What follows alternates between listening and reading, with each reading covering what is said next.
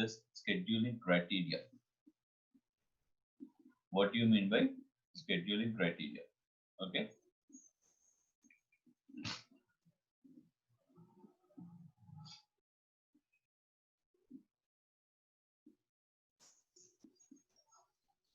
What is a scheduling criteria, scheduling process? Okay. So what are the various things that we require for process scheduling? How the process is going to take up, how the process is going to execute the things. So that is what we are going to see in the scheduling criteria. This is a topic name that we are going to see.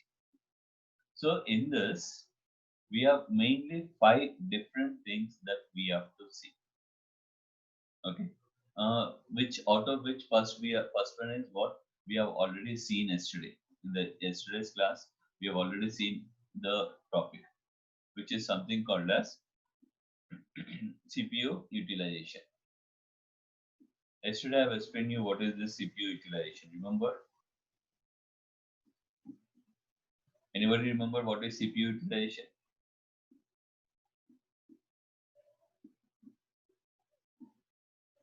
Anybody remembers it? What is CPU utilization? Yesterday I explained. Using it. Tell me. Using it for? Without giving a gap, using it continuously. Without giving a gap, use it continuously. That is what we call as maximum CPU utilization. Okay, the CPU has to be used at the maximum level. So if you take the CPU utilization, actually the CPU utilization normally range, any CPU will work in a range. ESMA will work in a range. Okay, the range can depend. The range depends. So normally the CPU utilization range will be something like this. Range of CPU can be from 0 to 100%. Range of CPU can be from 0 to 100%. Why it is 0? 0 means normally if I don't do anything on the mobile or if I don't do anything on the system, will the CPU be utilized? So it will be 0%. No. 100% means to maximum level we are utilizing the CPU. Okay, but here for normal systems, for normal lightweight systems, we can say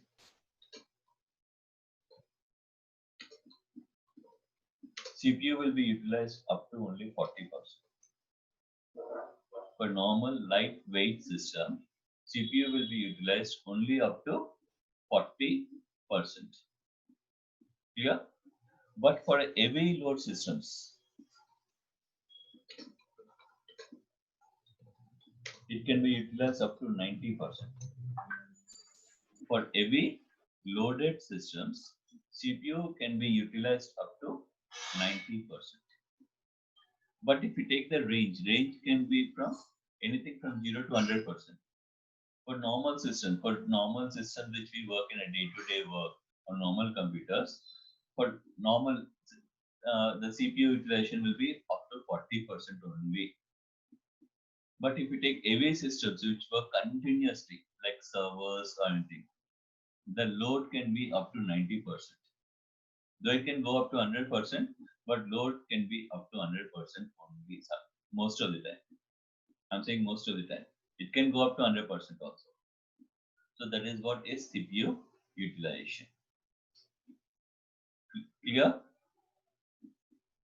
Able to get the point? Okay. Yes, so sir. Next, after CPU utilization, we have one more important point called as throughput.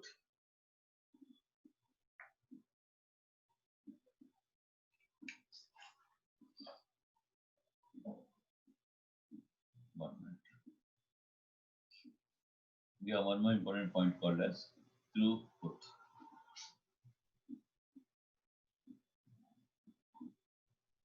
It is nothing but the process that completes the execution per time. What is the meaning of this term? The process that completes the execution per time. What you are able to understand by this term? The process completes execution per time. Anybody is able to follow, or can you explain what you can follow from this point? Anybody? The process will have some amount of time to execute. Okay. Okay, fine. Anything more?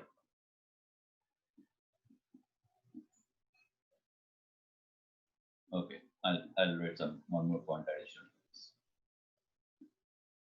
Here, when we take something like a throughput, it is nothing but number of processes that are completing a thing, that completing an execution in a particular time.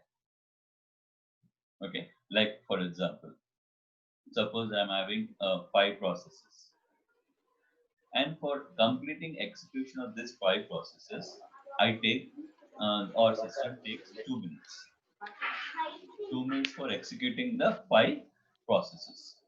So throughput of this process, throughput of number of 5 processes is 2 minutes. That is in that particular time. In that particular time, how many processes are getting executed? Okay, that is capacity. A simple thing I can tell you is normally if you go to a manufacturing company, it will be having a capacity like per day it can manufacture 100 units. Per day it can manufacture 100 units. Like this. In this time, in the time of 10 minutes, how many processes can complete the execution? How much task can be completed? How much work can be completed? That is throughput.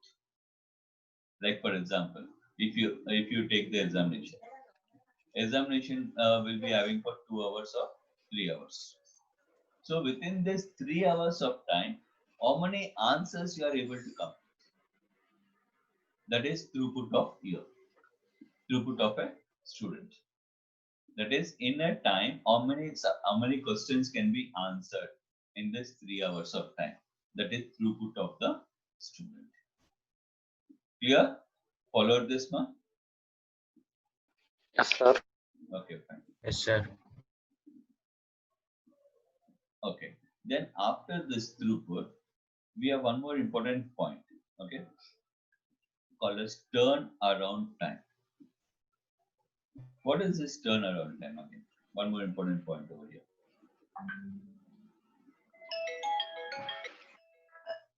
What is this turnaround time?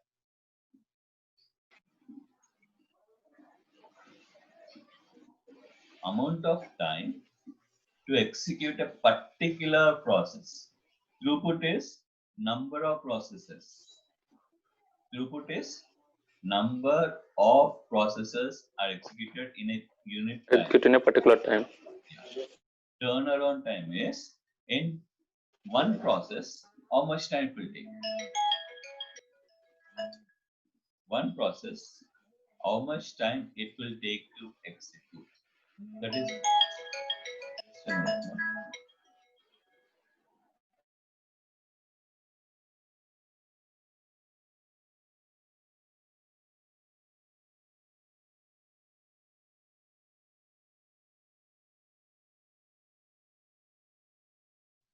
Okay, so turnaround time is nothing but in that time, how much, one process, how much time it will take? What is the duration?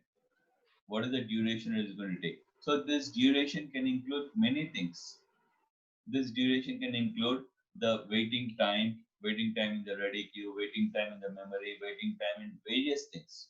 Okay, so it includes many things like I'll write.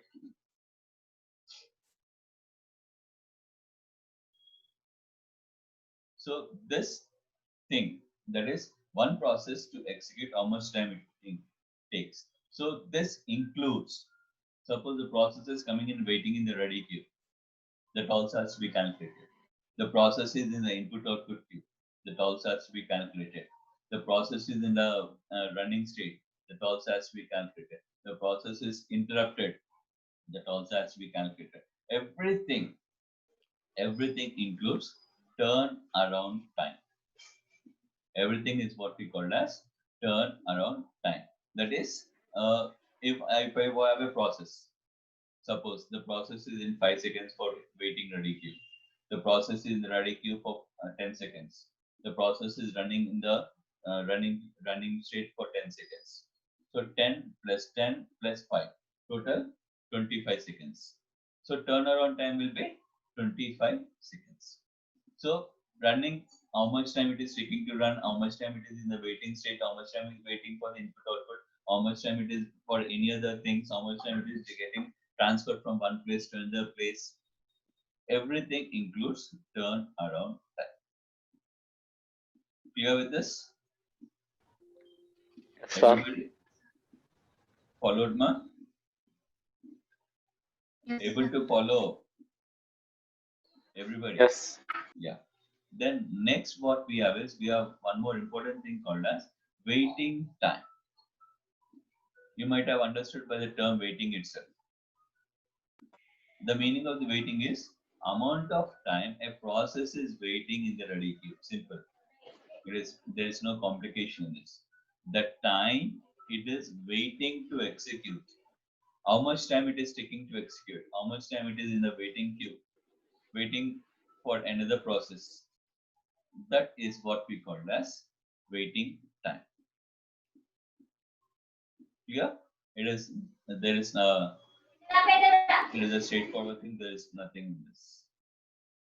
Clear? Yes, sir. Fine. Then last one we have is something called as response time. Then the last one what we have is something called as response time. What is this response time? What is the response time? Amount of time it takes when a request is submitted until first response is produced. What is this first response? What do you mean by first response? Like for example, I'll tell you something. I'm executing a program. So the program is going to give an output of 10 lines of output. Program is going to give 10 lines of output. So when it is giving the output, first response is nothing but first line which is printed.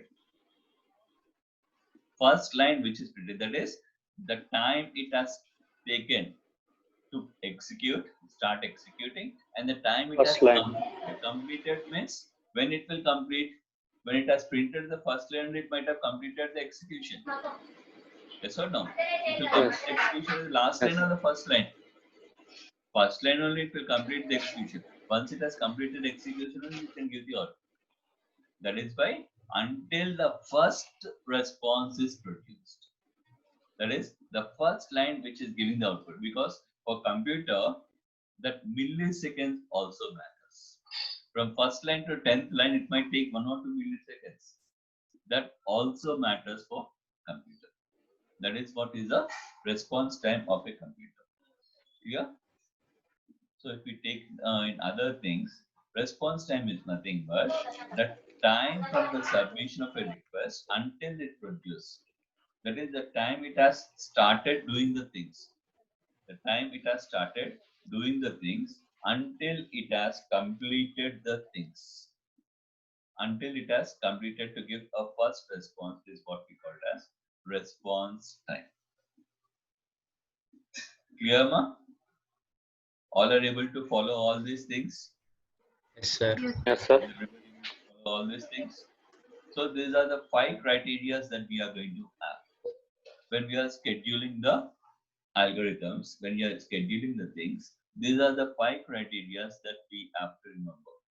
CPU utilization, okay? First one is CPU utilization. Then throughput, turnaround time, waiting time, Waiting time. response. Response time. There are 5 criteria that we have to do. So along with this 5 criteria, we have one more concept here. We have one more concept. When it can be maximum, when it can be minimum. Suppose if we come to something like turnaround. For turnaround, what is turnaround? Amount of time expected to complete a process. Amount of time completed, that is from the time, suppose we take a process, if I take one program, how much time it is getting executed, how much time it is getting executed. So turnaround time must be maximum or minimum. What it, if we take the maximum time for turnaround, is the system performance good? Or if it is taking minimum time, the system performance is good? Minimum. It is minimum, it is good. Then the time is minimum, then we can say that turnaround time is perfectly working Good. right? So turnaround time has to be minimum. Okay, same way we take the waiting time. It is also minimum. Time must be maximum or minimum? Waiting time Minimum. must be minimum. Minimum. Time also must be minimum. If the waiting time is maximum, is the system performance good? No, system is slow. Will Bad. system is slow. Will say. The waiting time also must be minimum waiting time. Then response time. Maximum. Response time maximum. Maximum. No, think. Response is also nothing but it is producing the first output. First Okay. response. Minimum. So it also has to be minimum. Okay. It also has to be minimum. Minimum. Okay. So turnaround time has to be minimum. Waiting time must be minimum. Response time also must be minimum. But when Minimum. we come to CPU utilization, must CPU utilize for maximum or minimum? Maximum. CPU has to be used for maximum. So then throughput, that is number of Maximum. completed. So throughput also has to be max. Max. Clear? So when these things are perfect, then the criteria is going to be perfect. That is CPU utilization has to be maximum, throughput has to be maximum, turnaround has to be minimum, waiting time has to be minimum, response time has to be minimum. Then we can say that the CPU can work in a perfect way. Clear with this, everybody? Able to follow it, ma? Yes, sir. Okay. So this is what is scheduling criteria.